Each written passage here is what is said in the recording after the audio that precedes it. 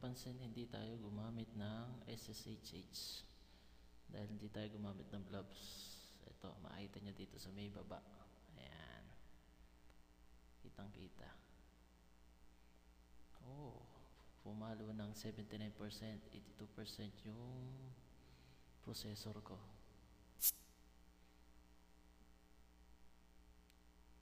Malakas palang kumain ng processor to.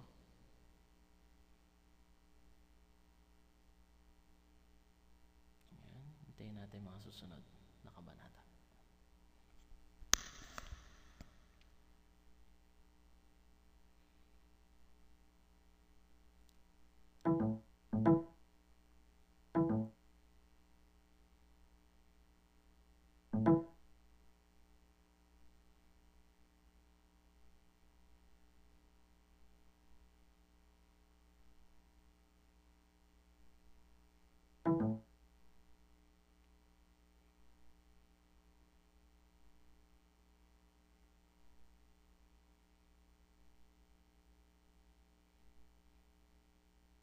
Ayan, start storing na siya sa 511. iPhone 3-1-511.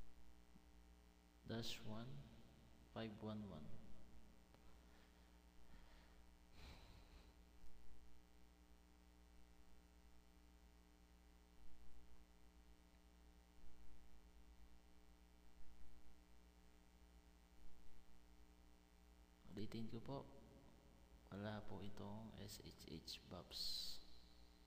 Mapapansin nyo dito sa baba, wala siyang SSH bobs.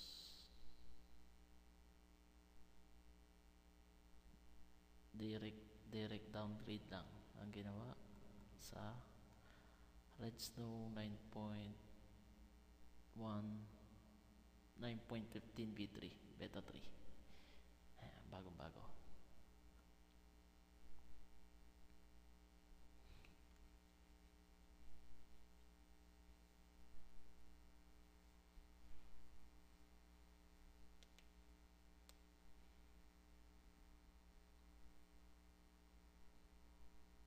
Ayan.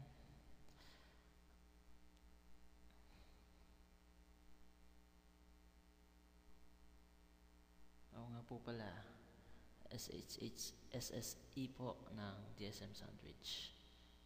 Ulitin ko, SSE ng GSM Sandwich.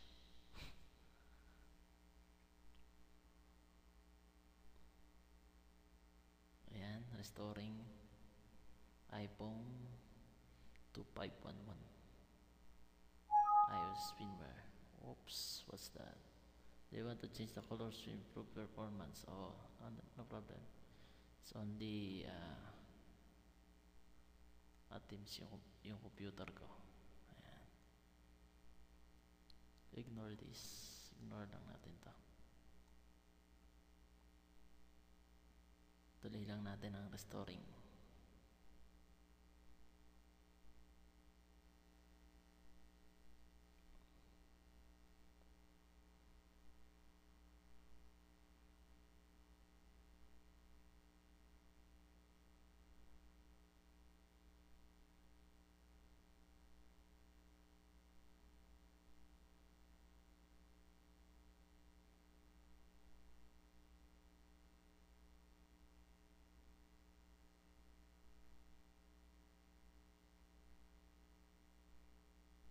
Ayan, flashing NOR.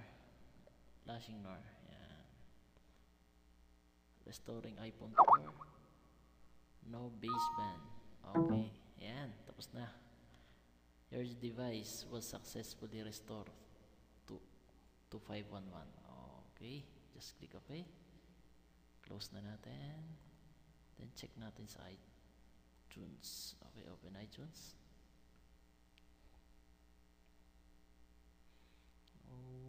Okay, let's see. 1 minute,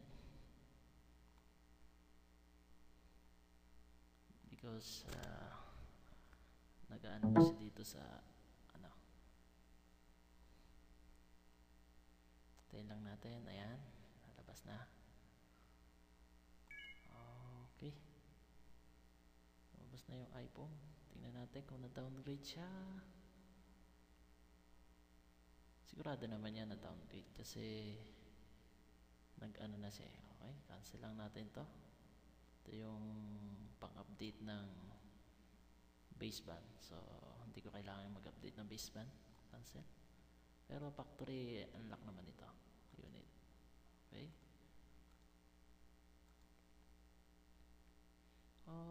Okay. Ayan. 5 mo na siya. Ayan. Thank you for watching. Okay. Dito lang yan sa GSM Sandwich. Thank you. Okay. Tingnan na natin. Habang nagsisynchronize para mapatunala yung totoo. Okay. Close. Open ulit natin. Okay. Oops. Cancel. Ayan. Tinanong na ako. Ma-update ako na 601. Ayoko nga. Tapos na ako dyan. Cancel. Ayan. Okay. Tested.